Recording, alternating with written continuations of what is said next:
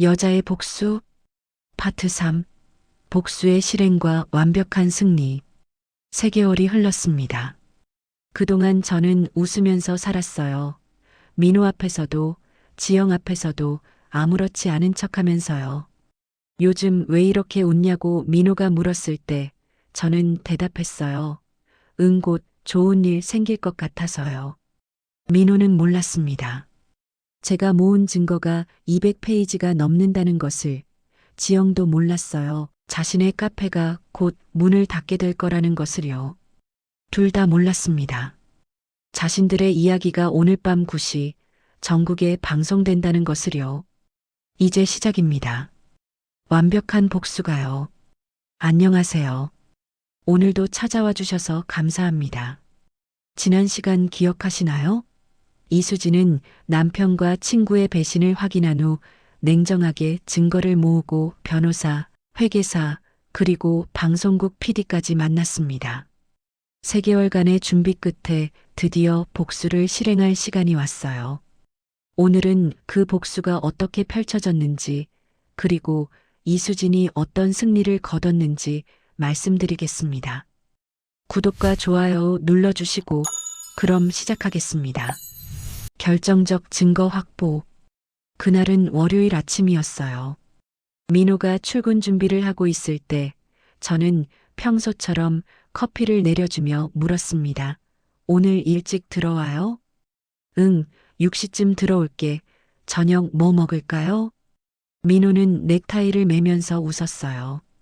그 웃음이 참 자연스러워 보였습니다. 28년을 함께 산 남편의 얼굴이었지만 이제는 낯설게만 느껴졌어요. 수진이가 해주는 거면 다 맛있지요. 그 말을 들으면서 저는 속으로 생각했습니다. 오늘이 당신이 이 집에서 먹는 마지막 식사가 될 거예요. 라고요. 민호가 현관문을 나서는 순간 저는 휴대폰을 들었어요. 변호사 현주에게 문자를 보냈습니다. 오늘 시작합니다. 5분 후 답장이 왔어요. 준비 다 됐어요. 오후 2시에 법원에서 만나요. 라고요. 저는 숨을 깊이 들이마셨습니다. 손이 조금 떨렸지만 마음만은 단단했어요. 3개월을 준비했습니다. 이제 그 결과를 보여줄 시간이었죠. 오후 1시 30분 저는 법원 앞에 섰습니다. 현주가 먼저 와서 기다리고 있었어요. 언니 괜찮아요? 응, 괜찮아요. 긴장되죠? 저는 고개를 저었습니다. 긴장은 저 사람들이 할 거예요. 라고 대답했죠. 현주가 웃었어요. 맞아요. 언니가 준비한 증거만 200페이지가 넘는데 저 사람들이 뭘로 막겠어요. 라고 말하면서요. 이시정각, 이혼 조정 신청서를 접수했어요. 청구 금액은 위자료 2억, 재산 분할 36억이었습니다. 담당 직원이 서류를 보더니 눈을 크게 떴어요. 재산이 이렇게 많으신가요? 네, 제가 28년 동안 모은 겁니다. 직원은 고개를 끄덕이며 서류를 처리했어요. 배우자분께 통지서가 발송됩니다. 대략 3일 후쯤 받으실 거예요. 라고 말했습니다. 법원을 나오면서 현주가 말했어요. 이제 1단계 끝났어요. 다음은 카페죠? 응, 그쪽도 오늘 시작돼요. 저는 휴대폰을 꺼내 은행원 선배 미숙에게 전화를 걸었습니다. 선배, 저예요. 수진아, 다 준비됐어. 오늘 오후 3시에 카페 임대인한테 연락 간다. 고마워요, 선배요. 뭘 그 친구 돈도 제때 안 내면서 카페 운영한다는 게 말이 돼? 3개월 밀린 임대료만 1,800만 원이야. 당연히 계약 해지 통보 들어가야지요. 전화를 끊고 저는 시계를 봤습니다. 오후 2시 15분이었어요. 민호는 지금쯤 사무실에서 일하고 있을 거예요. 지영은 카페에서 손님을 받고 있겠죠. 둘 다 모릅니다. 자신들의 세계가 무너지기 시작했다는 것을요.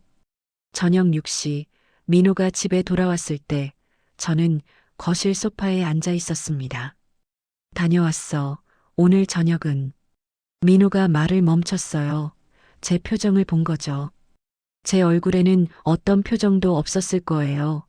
그저 차갑고 냉정한 얼굴이었을 겁니다. 무슨 일 있어? 저는 천천히 테이블 위에 놓인 서류 봉투를 가리켰습니다. 그거 봐요. 라고 짧게 말했어요. 민호는 가방을 내려놓고 봉투를 집어들었습니다. 서류를 꺼내 읽기 시작하더니 얼굴이 하얗게 질렸어요.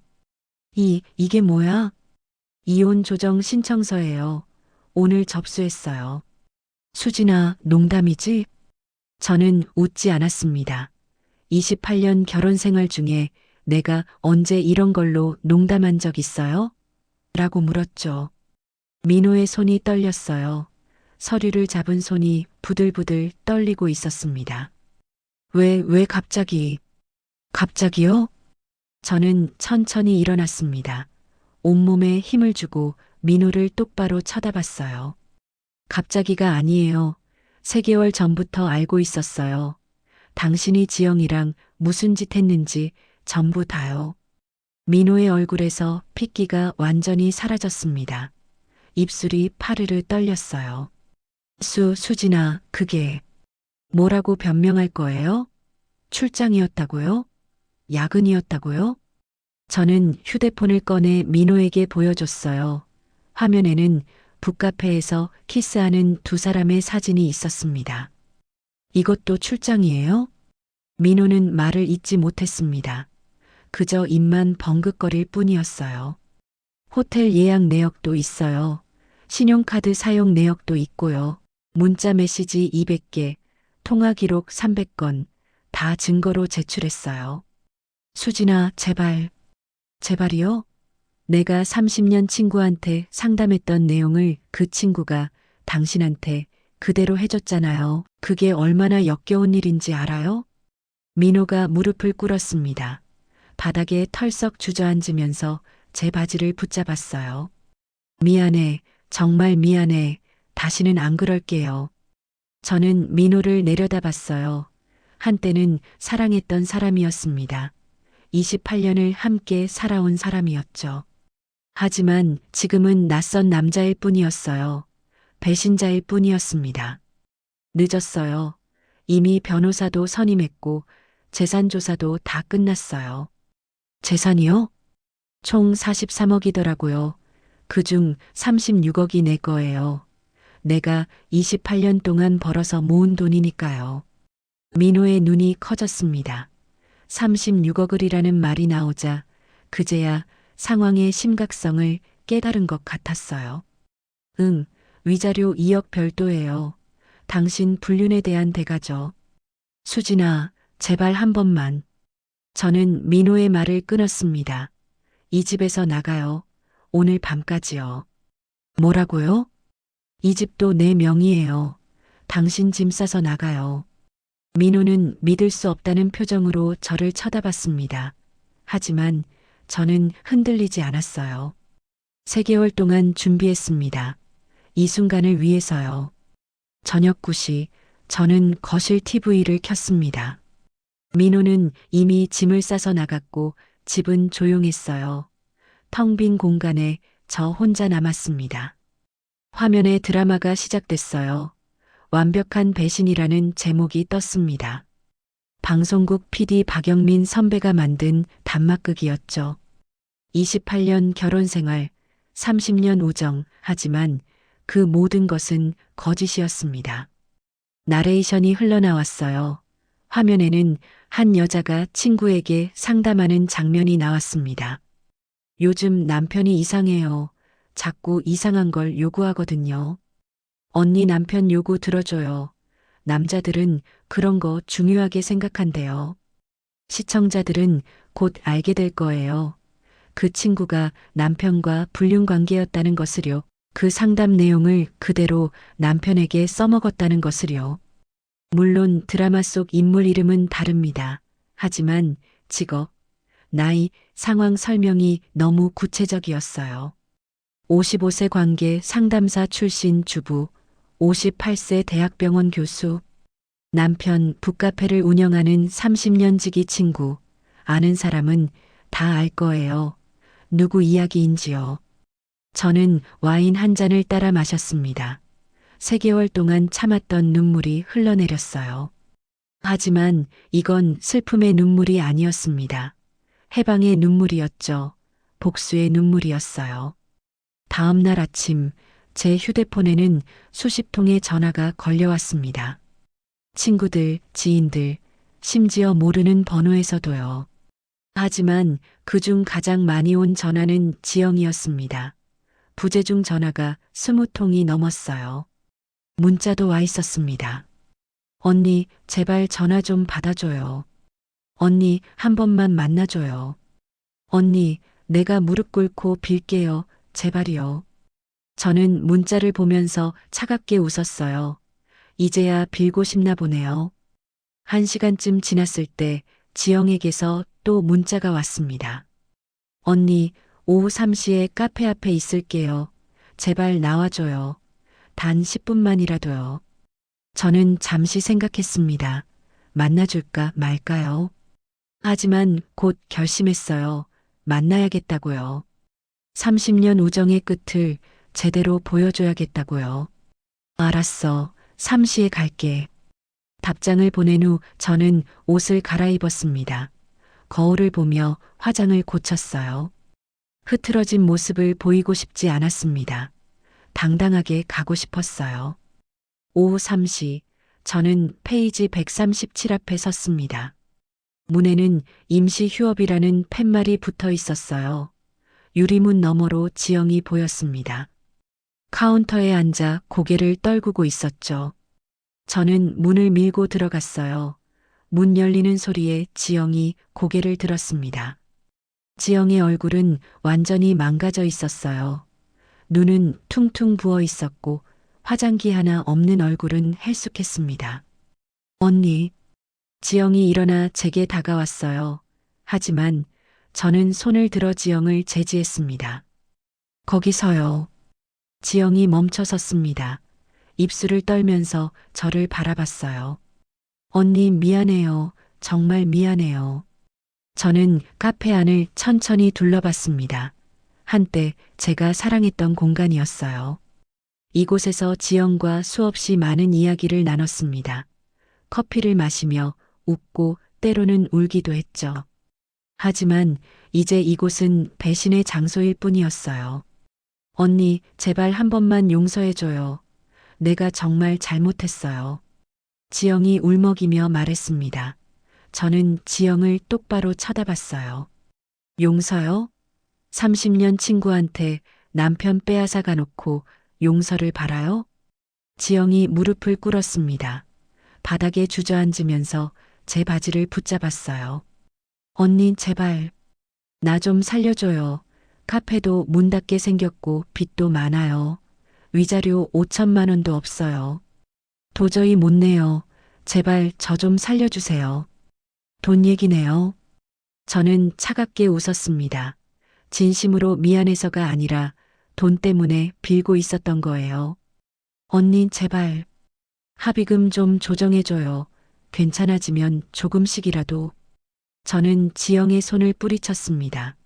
그리고 천천히 카페 안을 걸어 다녔어요.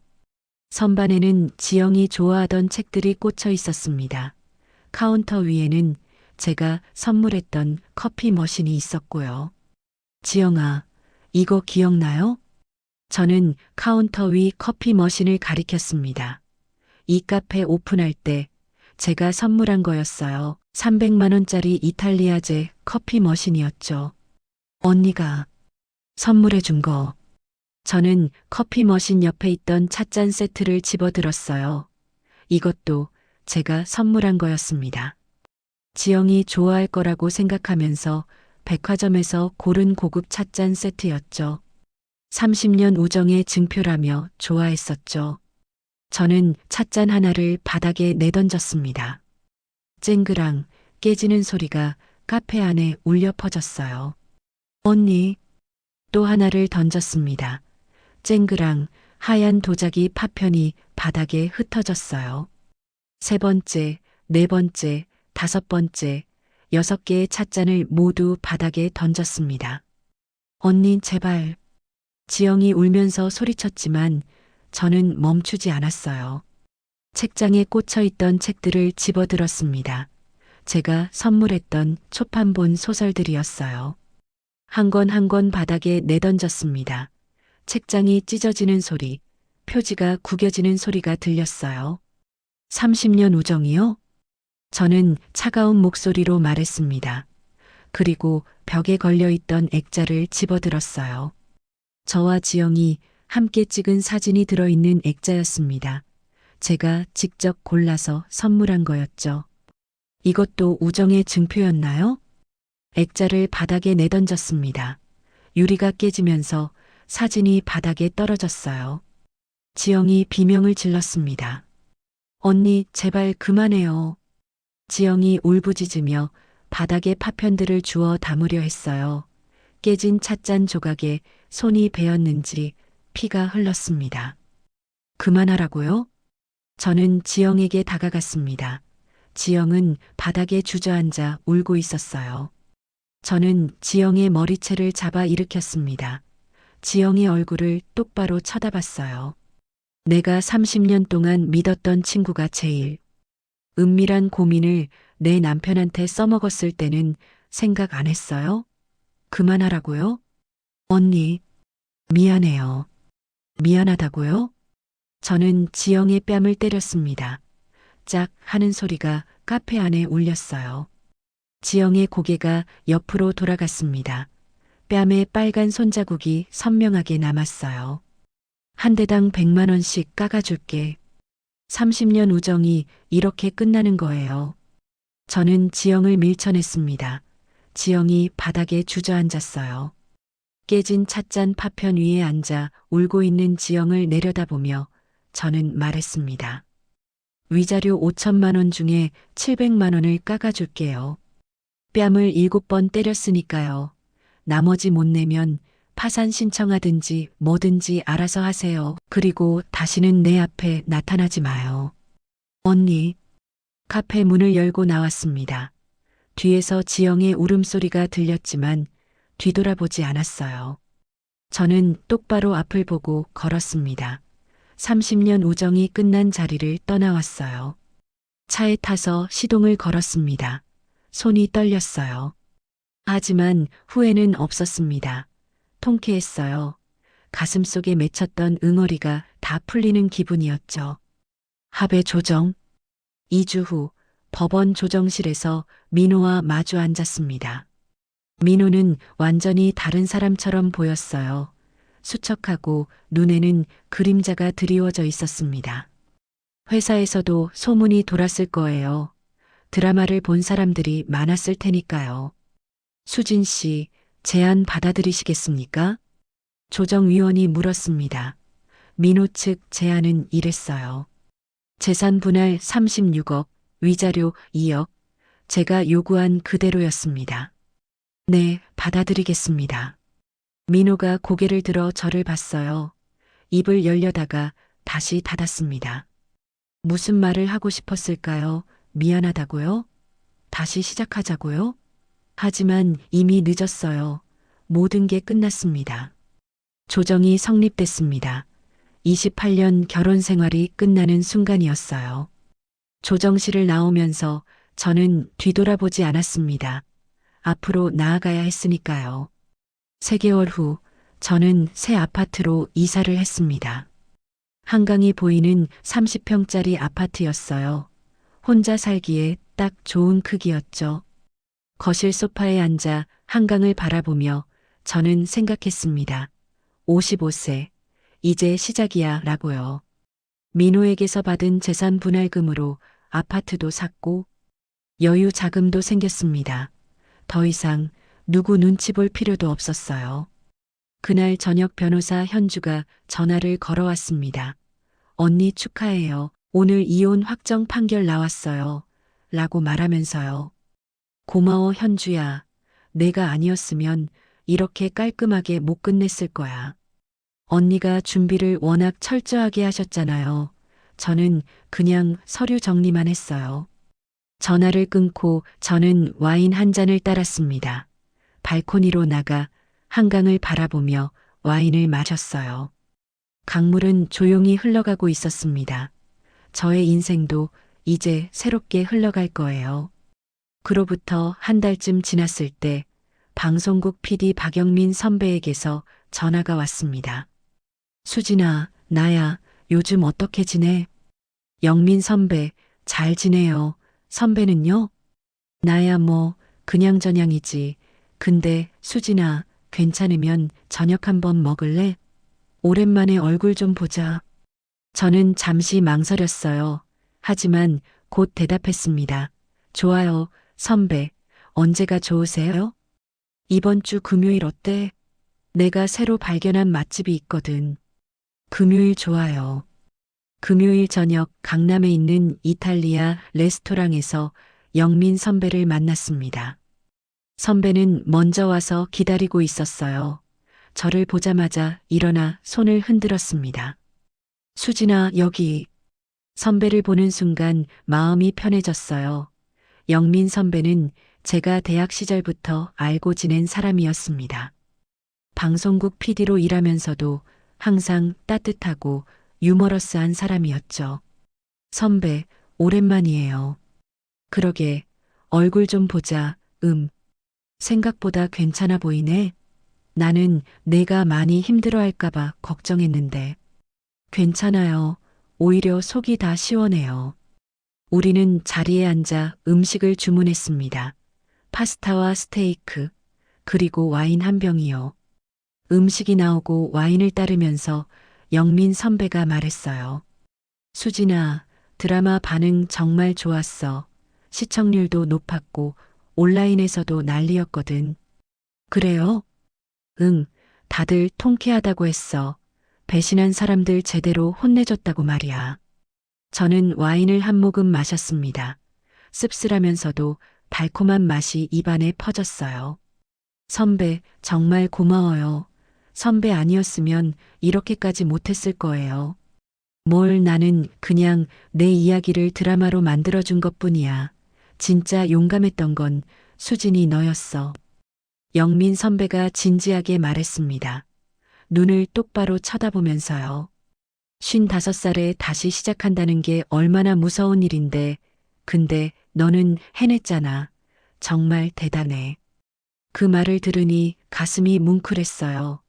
눈시울이 뜨거워졌습니다. 하지만 울지는 않았어요. 대신 웃었습니다. 선배 덕분이에요. 그날 이후로 영민 선배와 자주 만났습니다. 처음에는 일주일에 한 번, 그 다음에는 일주일에 2번, 그렇게 시간이 흐르면서 우리는 자연스럽게 가까워졌어요. 영민 선배는 5년 전에 이혼했다고 했습니다. 아이는 없었고 혼자 살고 있었어요. 방송국 일이 바빠서 결혼 생활을 제대로 못했다고 하더군요. 어느 겨울 저녁 한강공원을 산책하면서 영민 선배가 말했습니다. 수진아, 나 요즘 너무 행복해. 왜요? 너 때문에 너랑 있으면 편안해. 억지로 꾸미지 않아도 되고 있는 그대로의 나를 보여줄 수 있어. 저는 선배를 쳐다봤어요. 선배의 얼굴에는 진심이 담겨 있었습니다. 나도 그래요, 선배. 선배랑 있으면 마음이 편해요. 우리 이제 새로 시작해 볼까? 너무 급한가? 저는 잠시 생각했습니다. 새로운 시작이라니요. 55세의 나이에 다시 사랑을 시작한다는 게 어떤 의미일까요? 하지만 곧 답이 나왔어요. 나이가 뭐 대수냐고요. 지금이 행복하면 되는 거잖아요. 급하지 않아요, 선배. 천천히 가요, 우리. 영민 선배가 웃었습니다. 그리고 제 손을 잡았어요. 따뜻한 손이었습니다. 28년 동안 잡았던 민호의 손과는 다른 온기였어요. 그로부터 6개월 후, 저는 심리 상담사 자격증을 땄습니다.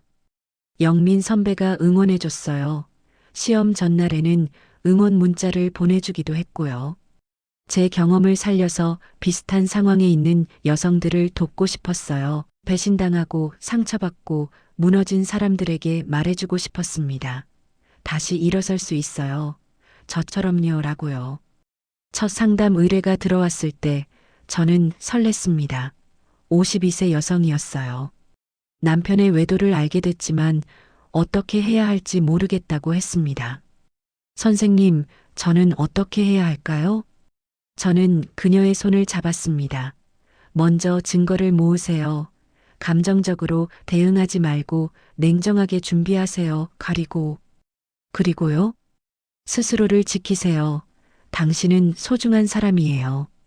그녀의 눈에서 눈물이 흘렀습니다. 하지만 그 눈빛에는 희망도 보였어요. 저처럼 다시 일어설 수 있다는 희망이요. 에필로그. 그로부터 2년이 지났습니다. 저는 지금 59세예요. 심리 상담소를 운영하며 많은 여성들을 만나고 있습니다. 배신당한 사람들, 상처받은 사람들, 다시 일어서고 싶은 사람들이요. 그들에게 저는 말합니다. 복수는 그들을 무너뜨리는 게 아니에요. 당신이 다시 일어서는 거예요. 라고요. 민호는 어떻게 됐냐고요? 들리는 소문으로는 작은 원룸에 살면서 혼자 지낸다고 합니다. 대학병원도 그만뒀다고 들었어요. 지영은 서울을 떠나 지방으로 내려갔다고 들었습니다. 두 사람이 지금 어떻게 지내는지 사실 저는 관심 없어요. 제 인생에서 이미 지워진 사람들이니까요. 대신 저는 오늘도 제 인생을 살아갑니다. 상담소에서 사람들을 만나고 저녁에는 영민 선배와 저녁을 먹기도 하고 주말에는 함께 등산도 가고요. 55세에 시작한 새로운 인생, 지금은 59세가 됐지만 오히려 20대보다 더 자유롭습니다. 영민 선배는 지난주에 청혼을 했어요. 한강공원 벤치에 앉아 있을 때였습니다. 수진아, 우리 결혼할래? 너무 급한가? 라고 물었죠. 저는 웃으면서 대답했어요. 59인데 뭐가 급해요. 좋아요, 선배라고요. 누군가는 물어볼지도 모르겠어요. 후회하지 않냐고요. 28년을 함께한 사람인데요. 저는 이렇게 대답합니다. 후회는 하지 않아요. 다만 깨달았죠. 진짜 배신은 상대방의 불륜이 아니라 제가 저를 소중히 여기지 않았던 거라는 것을요. 라고요. 이제 저는 저를 가장 소중히 여깁니다. 그게 제가 배운 가장 큰 교훈이에요. 그리고 제 복수의 진짜 의미였죠. 이수진의 이야기 여기까지입니다. 여러분은 어떻게 들으셨나요? 복수가 옳았을까요? 그냥 조용히 이혼했어야 했을까요? 정답은 없습니다. 다만 확실한 건 이수진은 자신을 지켰다는 거예요. 그게 가장 중요한 거죠. 여러분도 언제나 스스로를 가장 소중히 여기시길 바랍니다. 구독과 좋아요, 그리고 댓글로 여러분의 생각을 들려주세요. 다음 이야기로 또 찾아뵙겠습니다. 감사합니다.